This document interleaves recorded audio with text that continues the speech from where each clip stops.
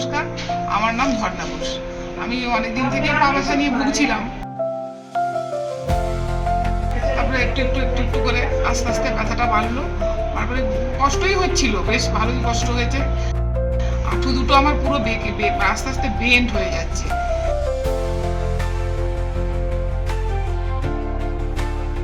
আমি দুটো হাঁটু রিপ্লেসমেন্ট করেছি ফর্টিস হসপিটালে। যে স্যার করেছেন ওনার নাম অনিদাংশু বাসু। আর আমার যিনি ফিজিওথেরাপিস্ট ছিলেন ওনার নাম হচ্ছে অবিনাশ।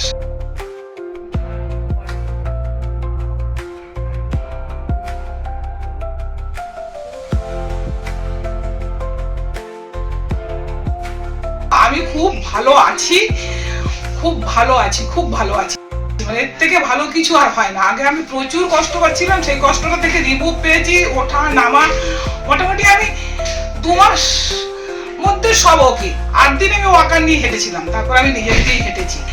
স্যার খুব ভালো, এর থেকে ভালো কিছু পাওয়ার আর নেই।